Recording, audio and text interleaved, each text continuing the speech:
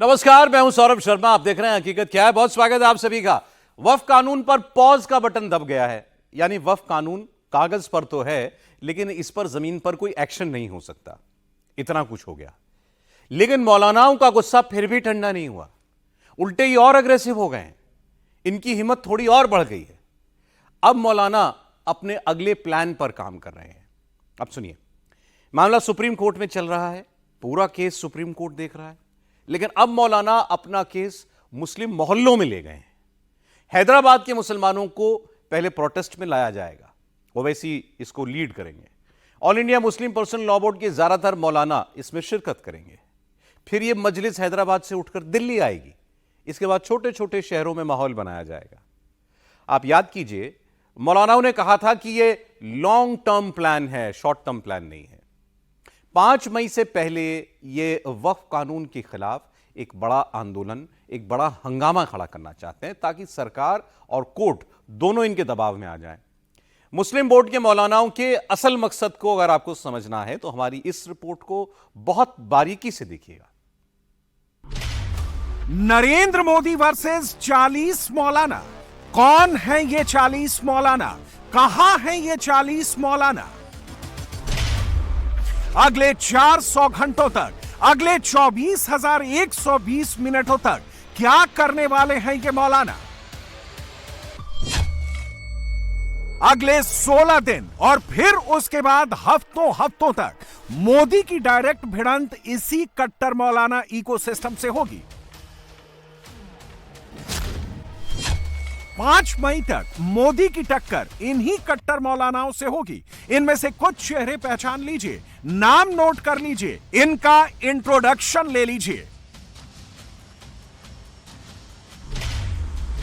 मौलाना खालिद सैफुल्लाह रहमानी, अध्यक्ष all India Muslim personal law board. Maulana Arshad Madani, उपाध्यक्ष all India Muslim personal law board. Syed Sadatullah Husaini, उपाध्यक्ष AIMPLB। Maulana Mohammad Fazlur Rahmeen Mujaddidi, महासचिव all India Muslim personal law board. Maulana Umran Mahfooz Rahmani, सचिव all India Muslim personal law board. Maulana Sajjad Nomani, member Muslim personal law board. Syed Qasim Rasool Ilyas, प्रवक्ता all India Muslim personal law board. Maulana Khalid Rashid फिरंगी Mahali, Maulana Mahmood Madani, member all India Muslim personal law board.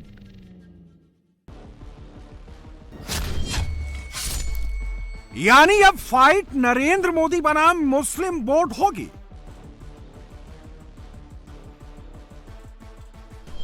वक्फ act पर मोदी सरकार पीछे नहीं हटेगी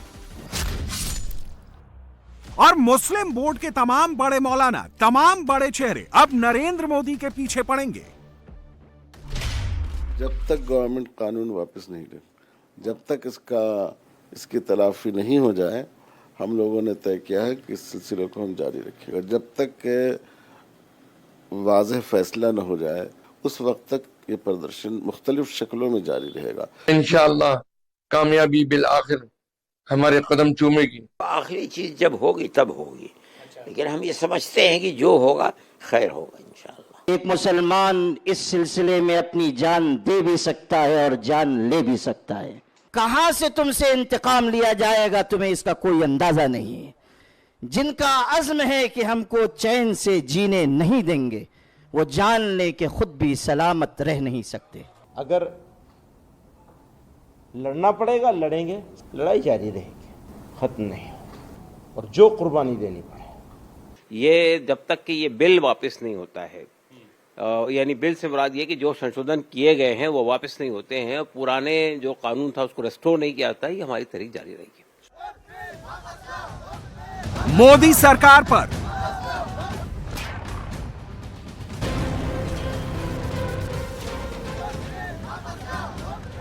वक्फ act का समर्थन करने वाले मोदी के पार्टनर्स पर यह कारपेट बॉम्बिंग शुरू हो गई है।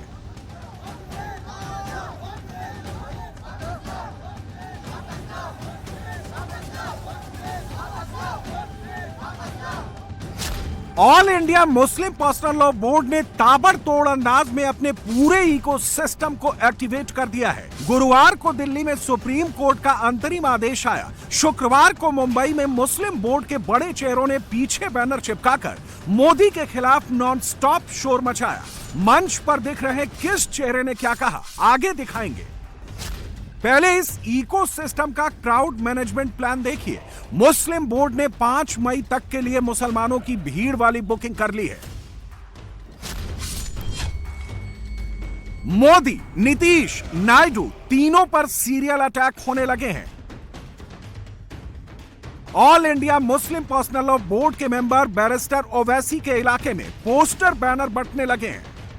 19 अप्रैल को शाम 7 बजे से रात 10 बजे तक की एडवांस बुकिंग हो चुकी है।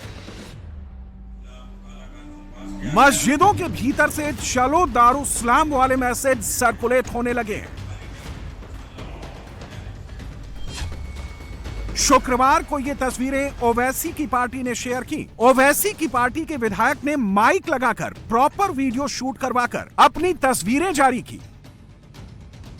मस्जिद के भीतर सामने की ओर सैकड़ों मुसलमानों को बिठाकर मुस्लिम बोर्ड और बोर्ड में शामिल सियासी चेहरों ने मोदी सरकार के खिलाफ आगे की फुल प्रूफ स्ट्रेटजी रेडी कर ली है। 5 मई को मोदी वर्सेस मुस्लिम बोर्ड की सीधी टक्कर कैसे होगी?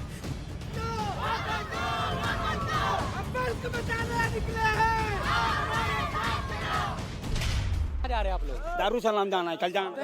कल है ना दारुसलाम में? जी हाँ, जी हाँ। तो अभी क्या अभी प्रोटेस्ट कर रहे हैं आप लोग यहाँ पे? जी हाँ, प्रोटेस्ट कर रहे हैं। यहाँ प्रोटेस्ट शुरू हो गया है। मक्का मस्जिद के बाहर जो यहाँ पर लोग हैं वो जुटे हैं हाथों में पोस्टर बैनर लेकर, और बड़े हमने जिस तरह से आपको दिखाया अभी कि मक्का मस्जिद के बाहर भी बड़े बड़े जो पोस्टर है वो लगाए गए हैं। तो वक्फ अमेंडमेंट एक्ट के खिलाफ देखिए किस तरह से तमाम जो लोग हैं वो नारेबाजी करते हुए यहाँ पर दिखाई दे रहे हैं। नीतीश कुमार का पोस्टर है, चंद्रबाबू नायडू का पोस्टर है और बाइकॉट उन पर लिखा गया है। तमाम जो लोग हैं वो यहाँ पर प्रदर्शन करते दिखाई दे रहे हैं। वक्फ बिल वापस लेने के जो नारे हैं वो यहाँ पर लगाए जा रहे हैं, और तमाम जो लोग हैं नमाज के फौरन बाद, जुमे की नमाज अदा की गई अभी हैदराबाद में, और उसके फौरन बाद हाथों में पोस्टर बैनर लेकर ये लोग यहाँ पर सड़क पर मस्जिद के बाहर, आपको पीछे की तरफ चार मीनार नजर आ रहा होगा। 4 मीनार है। कल तो दारुसलाम भी जाएंगे फिर आप लोग? इंशाल्लाह जरूर जाएंगे, इंशाल्लाह जरूर। इंशाल्लाह जब तक ये बिल वापस नहीं लेंगे, जब तक ये प्रोटेस्ट कायम रहेगा, इंशाल्लाह कुछ तब्दीली आ सकती, खत्म नहीं हो सकता बिल सुप्रीम कोर्ट के जरिए। वापस ले, प्रोटेस्ट ही करेंगे जी, प्रोटेस्ट रहेगा जब तक प्रोटेस्ट करेंगे इंशाल्लाह। लखनऊ में भी मस्जिदों के भीतर वॉल्यूम फुल कर दिया गया है। आगे का प्लान बता दिया गया है। 5 मई से पहले 2 जुमे आएंगे। पहला जुमा 25 अप्रैल को आएगा, दूसरा जुमा 2 मई को आएगा। शुक्रवार को कर्नाटक के मैंगलुरु से आई ये तस्वीरें हिंट दे रही हैं कि 5 मई तक देश में हंगामा बढ़ेगा। अगले 16 दिन तक मुस्लिम बोर्ड और मुस्लिम इकोसिस्टम देश में टेंशन बढ़ाएगा, बहुत बढ़ाएगा, और इसकी एक झलक मुंबई और दिल्ली जैसे शहरों से भी आ गई है। इस कानून को हम मानते ही नहीं है। जो सरकार हमारी जमीनों पर कब्जा करना चाह रही है, हम उस कानून को मानेंगे ही नहीं। हमारी जमीनों को कैसे कोई कब्जा लेगा? ये हमारी जमीन है। मस्जिदों को हमारी अपने अंडर में लेना चाहते हैं। कैसे हम अपनी चीज हम कैसे दूसरे को दे दें? मैं वक्फ कानून क्यों लागू कर रही है? जब अपोजिशन इतनी बहस कर रही है और सारी वो दे रही है, तो क्यों कर रही है, क्यों पास कर रही है? तो इसको जब एक हजारों साल तक चली आ रही है हमारी परंपरा, उसको क्यों बदलना है? आप क्या जरूरत है आपको बदलने की? आप तो 15 साल से हिंदू मुस्लिम करे चले आ रहे हैं। किस बेस पे कर रहे हैं? आपको और कुछ काम ही नहीं है, आप हुकूमत ही, क्योंकि आपने 75 साल इंतजार करा आरएसएस के साथ मिलकर। ये तो मोदी की बहुत बड़ी गलती है, उसे तो अकल ही नहीं, उसे हुकूमत करनी नहीं आती, बेड़ा गर्क कर दिया उसने मुल्क का, उसे क्या पता राजनीति क्या होती है। हुकूमत की नीयत गंदी है, क्योंकि हुकूमत मुसलमान की हर अच्छी अच्छी चीज़ों को छीन रही है, हर जहाँ मुसलमान को डैमेज कर सकती है वो कर रही है। मस्जिदों पे कब्जे कर रही है, जबरदस्ती पुरानी 4,500 वर्ष पुरानी मस्जिद उस पर कब्जे कर, वहाँ मुसलमान से हमदर्दी नहीं आ रही है। मुसलमान के जो वक्त की जमीन है उस पर बड़ी हमदर्दी आ रही है कि उनको गरीबों को देगी, तो ये इनकी नीयतों में गंदगी है ना। और बाकी ये जो बिल हमको तो रिजेक्ट करना ही करना है, कोई भी मुसलमान इसको पसंद नहीं करता है, ये रिजेक्ट करना ही करना है, पूरी बिल को रिजेक्ट करना है। इंशाअल्लाह हमारे हक में फैसला आएगा, और ये भाजपा की ज्यादती है कि हमारी जो वक्त की प्रॉपर्टी है वो जबरदस्ती कब्जा कर रहे हैं, तरह तरह से कानून बना के। इंशाअल्लाह हमारे हक में फैसला आएगा। मुस्लिम ब्रिगेड को 5 मई तक फ्री स्पेस मिल गई है और ये ब्रिगेड अब जगह जगह तंबू गाड़ कर बैठ गई है। तमिलनाडु के वेल्लोर की ये तस्वीरें ही देख लीजिए। मंच पर सफेद टोपी, मंच के सामने जमीन पर बैठे लोगों के सर पर सफेद टोपी, हजारों की संख्या में मुस्लिम टोली। और वक्फ एक्ट का विरोध करते करते सीधे मोदी विरोधी बोली।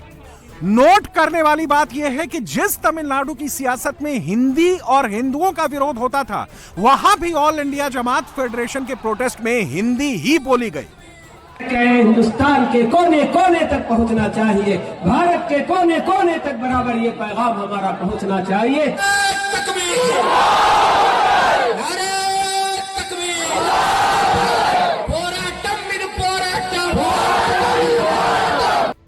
बात चाहे तमिलनाडु की हो या कर्नाटक की, मुस्लिम बोर्ड के मौलानाओं का इकोसिस्टम कन्नड़ बोले ना बोले, तमिल बोले ना बोले, हिंदी में तकरीर देकर 5 मई तक Muslim reach all over India बढ़ा रहा है।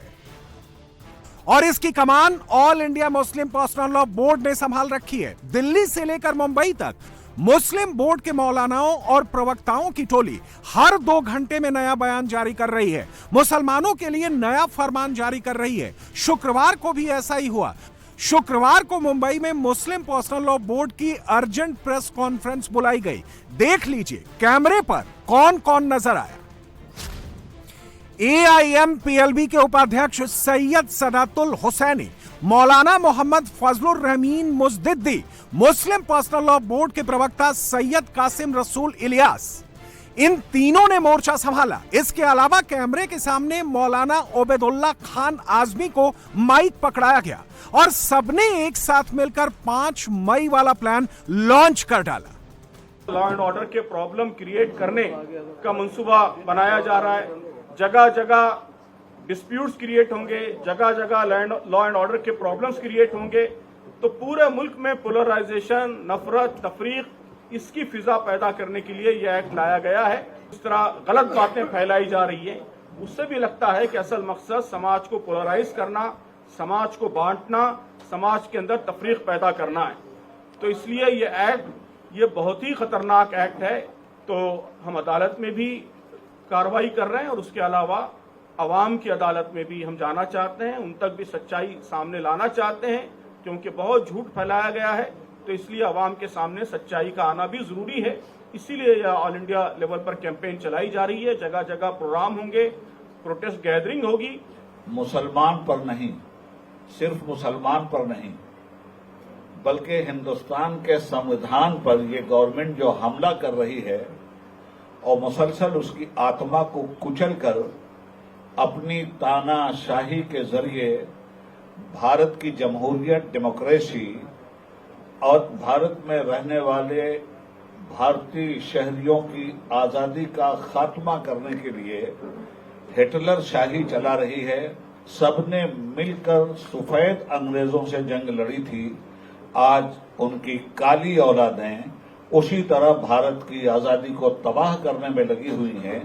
गुजरात में जब मुसलमानों का कत्ले आम आपने किया तो हमदर्दी का कोई एहसास आपका नहीं जागा। कौन सी ये सौगात नहीं दी गई, ये मुसलमानों के साथ कौन सी हमदर्दी है। 11 साल की इस गवर्नमेंट ने जो सेंटर में है और उस गवर्नमेंट की बीजेपी हुकूमतें जो सूबों में हैं, 11 साल का इनका कैरेक्टर देख लीजिए कि ये मुसलमानों की आबादी के लिए काम कर रही है या मुसलमानों की तबाही के लिए काम कर रही है। तो ये एक नैरेटिव फैलाया जाता है और उस नैरेटिव के बाद में कोई कानून लाया जाता है वक्त के खिलाफ, तो जाहिर है कि उसका पीछे मकसद क्या है वो आप समझ सकते हैं। बहरहाल हमें इस बात का अफसोस है हम पुरअमन तहरीक चला रहे हैं और चलाएंगे जब तक ये कानून वापस नहीं हो जाता। हमारी ये जंग किसी कम्युनिटी या हिंदुओं के खिलाफ नहीं है। हमारी जो जंग है वो हुकूमत वक्त के खिलाफ है कि इन्होंने गलत कानून बनाया है, इसलिए उसके खिलाफ एहतजाज कर रहे हैं। प्रेस कॉन्फ्रेंस में जब मुस्लिम बोर्ड की टोली ऐसी स्क्रिप्ट पढ़ती है तो उसका आफ्टर इफेक्ट मुस्लिम मोहल्लों में दिखता है। सुप्रीम कोर्ट का अंतरिम आदेश आए अभी चंद घंटे ही बीते हैं, लेकिन देश के कोने कोने में शाहीन बाग स्टाइल में टेंट लगने शुरू हो गए हैं। बाकायदा ऑर्डर जारी हुआ है कब आधे घंटे तक अपने घर की बत्ती गुल करनी है, कब कब वक्फ हफ्ता मनाना है, कैसे कैसे मोदी को डराना है, किस शहर में किस गांव में क्या फैलाना है, सबकी प्रैक्टिस शुरू करवा दी गई है। मुसलमानों के मोबाइल फोन में मुस्लिम बोर्ड के मौलानाओं का फरमान पहुंचा दिया गया है। देखिए, all India Muslim personal law board ने ये जो संशोधन किए गए हैं 44 संशोधन वक्फ एक्ट के अंदर, उसके खिलाफ हमने ये तय किया है कि हम 10 अप्रैल से जो गुजर गया है 7 जुलाई तक एक देशव्यापी अभियान हमने छेड़ रखा है। इस अभियान के अंदर बड़े बड़े जलसे भी होंगे, मार्च भी होगा, ह्यूमन चेंज भी होगी। एक दिन के लिए हमने चंद मिनटों के लिए बत्ती गुल का प्रोग्राम भी रखा है, प्रेस कॉन्फ्रेंस भी होंगी, मेमोरेंडम भी दिए जाएंगे और बहुत सारे काम होंगे। इसमें अवेयरनेस की कोशिश भी है, राउंड टेबल मीटिंग भी होगी, इंटरफेथ डायलॉग भी होगा। ये तो चलेगा 7 जुलाई तक। मोदी से टक्कर लेने वाला यह कट्टर इकोसिस्टम सिर्फ वक्फ एक्ट का विरोध नहीं कर रहा, सिर्फ मोदी सरकार का विरोध नहीं कर रहा। इस कट्टर इकोसिस्टम को मुसलमानों के उस तबके से भी दिक्कत है, परेशानी है, जिस तबके ने दिल खोलकर मोदी सरकार के लाए कानून का स्वागत किया है, फिर चाहे वो दाऊदी बोहरा समुदाय के मुसलमान हो या फिर पसमानदा मुसलमान हो। अब मोदी का विरोध कर रहा कट्टर इकोसिस्टम मुस्लिम समुदाय में भी मेजॉरिटी ढूंढने लगा है। मोदी से सवाल पूछने लगा है कि 1700 मुसलमानों की बात सुनकर वक्फ एक्ट ले आए, उन करोड़ों मुसलमानों का क्या जिन्होंने मेल भेजकर वक्फ एक्ट का विरोध किया था। लाखों नहीं, करोड़ से ज्यादा लोगों ने मेल किया कि जो वक्फ कानून 2013 का है उसी को कायम रहना चाहिए। तो उस पर पीएम साहब को एक जुमला बोलने की तौफीक नहीं हुई। अब ये फोन आ रहा है, इनका फोन उनका फोन, किसके कुछ सबूत होना चाहिए ना। शिकायतें आ रही है, 1700 शिकायतों का। हाँ, तो 1700 शिकायतें आई हैं, लेकिन यहाँ जो कई करोड़ लोगों की राय आई मेल के जरिए कि ये जो तरमीमात हैं ये हमको कबूल नहीं हैं, तो उनके बारे में कुछ कहने की उनकी तौफीक नहीं हुई। दरअसल अदालत को तो जो काम करना है वो करे, लेकिन ये सारा बिगाड़ गवर्नमेंट का है। तो हम चाहते हैं कि हुकूमत के सामने हमारी आवाज़ पहुंचती रहे। एक जमहूरी मुल्क में जो जायज़ हक है एहतजाज का, उस हक से हम फ़ायदा उठा रहे हैं। तो प्रदर्शन कल हैदराबाद में भी होगा और दिल्ली में भी तालकटोरा स्टेडियम 22 को ज़रूर होगा और पूरे मुल्क में भी होगा। अब पूरे मुल्क में होगा, जी हाँ। जब तक गवर्नमेंट कानून वापस नहीं ले, जब तक इसकी तलाफी नहीं हो जाए, हम लोगों ने तय किया है कि इस सिलसिले को हम जारी रखेंगे। यानी सुप्रीम कोर्ट के कल अंतरिम आदेश से इन एहतजाज या प्रदर्शनों पर कोई फर्क नहीं? कोई फर्क नहीं पड़ेगा जब तक के वाज़ेह फैसला न हो जाए और जो बातें उसमें काबिल एतराज़ हैं, संविधान मुखालिफ हैं, जब तक उन मसाइल का हल नहीं निकल आए, उस वक्त तक ये प्रदर्शन मुख्तलिफ शक्लों में जारी रहेगा। बस इतना है कि हमारी पूरी कोशिश ये है कि ये पुरअमन रहे, सवाए इसके कि सरकार ही उसको अमन को ख़तरे में डाले। आपको शक है कि सरकार कर सकती है ऐसा? बिल्कुल शक है। आप अगर किसी की आवाज़ दबाएंगे तो जाहिर है कि उसमें रद्द अमल पैदा होगा, रिएक्शन पैदा होगा। एक आदमी अब काली पट्टी बांधा और उस पर FIR दर्ज हो गई, ये बताइए ये कोई मुनासिब बात है? ये जमहूरी मुल्क में ऐसा होता है? अगर हमने काली पट्टी बांध ली तो आपको क्या तकलीफ हो गई इससे? तो सरकार, खासकर जो बीजेपी सरकारें हैं, उन्होंने इस वक्त मुल्क में जमहूरी अंदाज के बजाय पूरी तरह डिक्टेटरशिप का अंदाज, अंग्रेजों वाला अंदाज। यानी all India Muslim personal law board का मैसेज लाउड एंड क्लियर है। उनका 5 मई तक मोदी सरकार से सीधी टक्कर का इरादा है। मुस्लिम बोर्ड के बड़े चेहरों ने ठान लिया है। अब नरेंद्र मोदी से सीधे टकराना है, इसलिए AIMPLB के सारे मौलाना शहर शहर रवाना हो चुके हैं और उन्हें कवर फायर दे रहा है मोदी विरोधी पॉलिटिकल क्लास। हम सुप्रीम कोर्ट के ऑर्डर का स्वागत करते हैं जो वक्फ बोर्ड पर प्रतिबंध लगाते हुए उन्होंने समय दिया है केंद्र सरकार को। धन्यवाद भी देते हैं सुप्रीम कोर्ट को। वहीं ये स्पष्ट करना चाहते हैं कि इसे भारतीय जनता पार्टी की केंद्रीय सरकार धर्म से न जोड़े।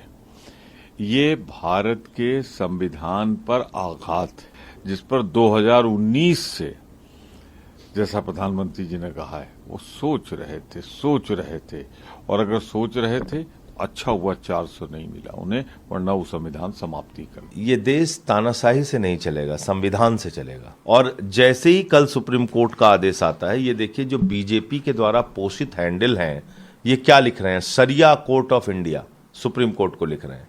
ये सुप्रीम कोर्ट की तस्वीर और उसके गुंबद को किस तरीके से बना के प्रदर्शित कर रहे हैं, देखिए आप। ये भारतीय जनता पार्टी क्या चाहती है? ये तानाशाही का मुल्क है, आप सुप्रीम कोर्ट नहीं मानेंगे।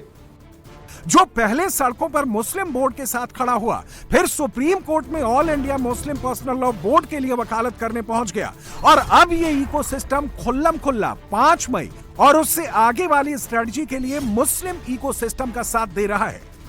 ये मैसेज परसेप्शन लगातार विपक्ष के द्वारा और कुछ अल्पसंख्यक ऑर्गेनाइजेशन जैसे all India Muslim personal law board, ये लोग लगातार गुमराह करने की कोशिश कर रहे हैं और जिसके पीछे सियासत भी है।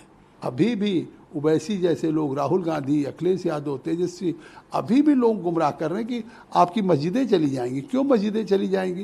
ये वोट बैंक की है। जो अगले साल चुनाव है, चाहे तेजस्वी हो, कहते हैं कि हम इस कानून को नहीं लागू होने देंगे। कहाँ आपकी सरकार आ रही है? ये केंद्र का कानून है, भारत की पार्लियामेंट से पारित हुआ, पूरी कंट्री में लगेगा। आज बंगाल के हिंदुओं का कलेजा फट पड़ा। आज बंगाल के हिंदू अपने आंसू नहीं रोक पाए। आज गवर्नर जमीन पर पहुंचे थे। बीजेपी मांग कर रही है कि क्या बंगाल में गवर्नर रूल लगाया जाएगा। मुर्शिदाबाद, मालदा, डायमंड हार्बर में 4 दिनों तक क्या हुआ? हिंदुओं को उन्हीं के इलाकों में, मोहल्लों में किसने प्रताड़ित किया, वहां किसने उपद्रव किया? 35 पन्नों की एक रिपोर्ट में एक एक सबूत दर्ज है। बंगाल सरकार पहली बार खुद यह मान रही है कि कई हजार मुसलमान सामने थे। ममता सरकार ने पहली बार यह भी कबूल किया कि हिंसा से पहले एक मस्जिद के सामने यह भीड़ जमा हुई थी।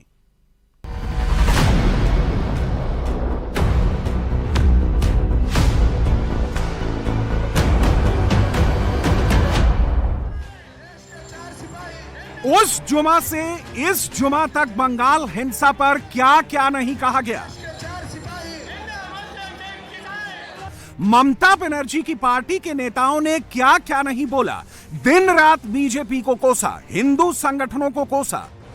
पहली बार ऐसा हुआ है कि ममता बनर्जी की सरकार ने इस बात को स्वीकार किया है कि 11 अप्रैल को जुमे की नमाज के बाद 1,500 से 2,000 मुसलमानों की भीड़ मुर्शिदाबाद में जमा हुई। उग्र नारेबाजी करते हुए मुस्लिम भीड़ ने जीटी रोड जाम कर दिया, मंदिरों में हमला कर तोड़फोड़ की और मूर्तियां खंडित कर दी। वहां मौजूद धार्मिक प्रतीकों को तहस नहस कर दिया।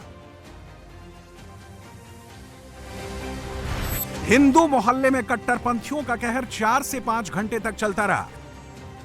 यह रिपोर्ट बीजेपी ने नहीं बनाई, यह रिपोर्ट केंद्र सरकार की किसी एजेंसी ने नहीं बनाई। यह रिपोर्ट ममता बनर्जी की बंगाल पुलिस ने बनाई है। यही रिपोर्ट कोलकाता हाई कोर्ट में सबमिट की गई है। अब इस रिपोर्ट का वो हिस्सा देखिए जिसमें ममता बनर्जी की पुलिस ने लिखा है कि हिंसा में शामिल मुसलमानों की भीड़ ईंट, पत्थर, लाठी, हसुआ, लोहे की रॉड और डेडली वेपन्स लेकर आई थी। यही बात मुर्शिदाबाद के हिंदू शुरू से कह रहे हैं। तब ममता बनर्जी की पार्टी के नेता इसे बीजेपी की चाल बताकर खारिज कर रहे थे। लोगों के हाथ में क्या हथियार थे? लोगों के हाथ में छेड़ने, हाथ तरवाल था, हाँ, हंसुआ था, हाँ, कुराल हमबार, हाँ, एसिड का तो सब बंगाल पुलिस ने पहली बार माना है कि मुर्शिदाबाद में हिंसा फैलाने वाली भीड़ का इरादा सिर्फ हिंदुओं पर ही नहीं, पुलिस पर भी हमला करने का था। उन्होंने ड्यूटी पर तैनात दारोगा की ग्लॉक पिस्टल छीन ली, जिसमें 10 राउंड गोलियां लोड थीं।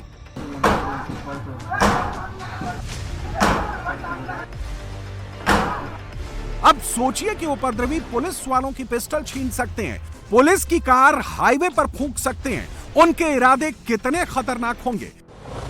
धूलियान के सजूर मोड़ पर दोपहर करीब 2:30 बजे 4000 से 5000 लोकल लड़के जमा हो गए। पुलिस पर ईंट पत्थर से हमला शुरू कर दिया। ममता बनर्जी की पुलिस ने रिपोर्ट में 15 से 20 बार इस बात का जिक्र किया है कि पुलिस ने हर जगह उपद्रवियों को रोकने की कोशिश की, लेकिन कंट्रोल नहीं कर पाई। एक तरह से बंगाल पुलिस ने अपनी नाकामी खुद स्वीकार कर ली है। दरअसल बंगाल के हिंदुओं ने बार बार यह आरोप लगाए हैं कि दंगाई भीड़ उनके मकान, दुकान, मंदिर तोड़ती जलाती रही, लेकिन पुलिस ने फोन तक नहीं उठाया। अब पुलिस इस सच्चाई पर पर्दा डालने के लिए अपनी रिपोर्ट में यह कह रही है कि उन्होंने हिंसा रोकने में अपनी पूरी ताकत झोंक दी, लेकिन रोक नहीं पाए। ममता बनर्जी की यह कैसी पुलिस है? अभी जो पुलिस ने एक रिपोर्ट सबमिट की है, पुलिस ने कहा कि पुलिस की ही पिस्टल छीन ली गई, पुलिस तो वहाँ रोकने के लिए गई थी, कि इतनी ज़्यादा भीड़ अचानक से आके पत्थरबाजी करने लगी। क्या ऐसा हुआ था? नहीं, जब यहाँ दंगा हुआ ना, उस टाइम कोई पुलिस नहीं था। हम लोग कॉल भी किए, लेकिन वो लोग बोल रहे थे कि अपना घर में घुस के रहो। हाँ, तो पुलिस अभी उतना पुलिस नहीं है कि उसका यहाँ शामिल हो सके। शनिवार का सुबह 9 बजे से 12 तक। हाँ ना, सब सुबह क्या हुआ था?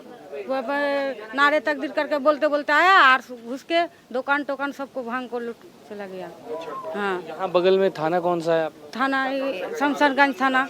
हाँ, पुलिस शमशेरगंज थाने में कोई रोकने ना कोई नहीं आया। पुलिस ने कहा कि उस वक्त लोगों को रोकने का प्रयास किया, तो फिर नहीं, कोई पुलिस नहीं आया, कोई पुलिस नहीं आया। कितने घंटे उत्पात मचाया उन लोग? 3.5 घंटा के बाद में 3 से 3.5 घंटा सर। हाँ, फिर भी पुलिस नहीं आया। 35 पन्नों की इस रिपोर्ट में ममता बनर्जी की पुलिस ने कहीं से भी इस बात का जिक्र नहीं किया है कि हिंसा में बांग्लादेशी शामिल थे। लेकिन मुर्शिदाबाद का मुसलमान ही पुलिस की इस रिपोर्ट पर यकीन नहीं कर रहा। वो साफ साफ कह रहे हैं कि जुमे के दिन दोपहर बाद से रात तक जो आगजनी, तोड़फोड़ और लूटपाट हुई, उसमें शामिल लोग बाहरी थे। पहले जो जुलूस गया था वो शांति से ही गया है, ठीक है, यहाँ से निकला है शांति से ही निकला। उस वक्त जब फिर रिटर्न आया है तो कुछ लोग सोच के ही आया था कि कुछ करना है, ठीक है, उस पता नहीं, सब दूर दूर उन्हें कोई पहचान में नहीं आ रहा है।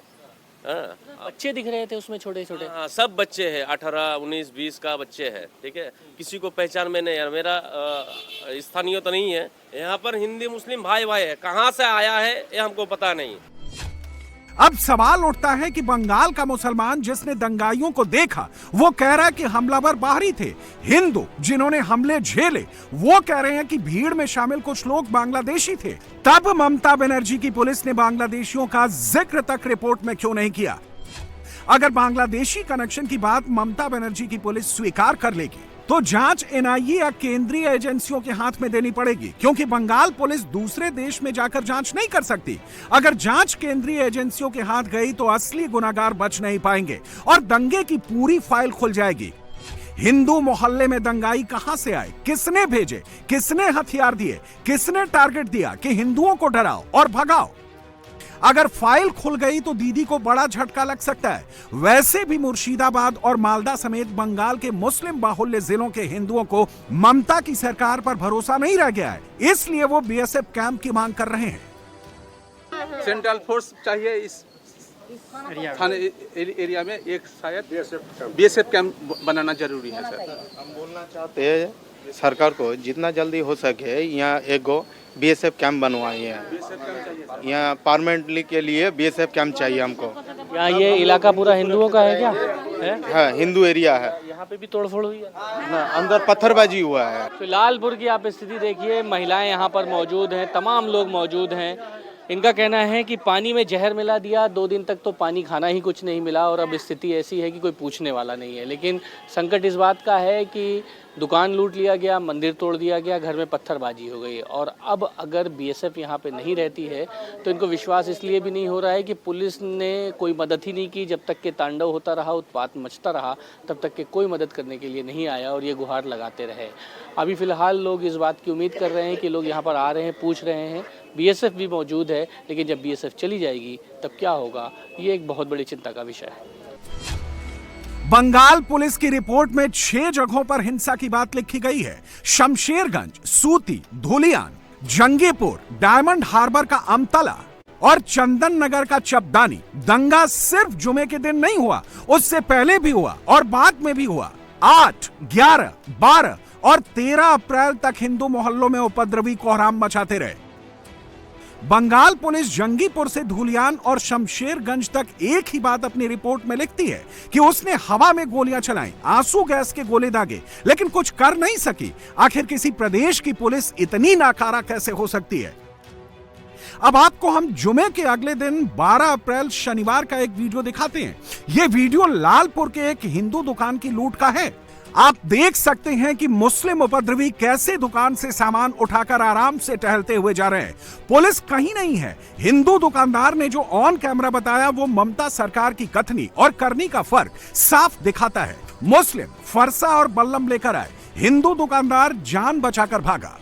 हमारा दुकान दोनों लूट के लेके चल गया। हाँ, हमारा दुकान, हमारा 2 लड़का था और हम लोग था। जब चलाता है हौसा खाती बल्लम लेके, तब हमरा भाग के चालता भी मार के भाग के पलाया। रिपोर्ट में हिंदुओं पर हमले के लिए कुछ मस्जिदों को भी जिम्मेदार ठहराया गया है। जांच रिपोर्ट में कंचन तल्ला मस्जिद का नाम साफ साफ लिखा है। शमशेरगंज के हिंदू मोहल्ले घोषपाड़ा में जो हमला हुआ, वह भीड़ इसी मस्जिद के पास जमा हुई थी। पुलिस उन्हें रोकने की कोशिश करती रही, लेकिन भीड़ ने पुलिस की एक नहीं सुनी। मुर्शिदाबाद के बेटमोना, जाफराबाद, डिगरी, रतनपुर और जैन कॉलोनी में हथियारों से लैस भीड़ ने जमकर उपद्रव किया।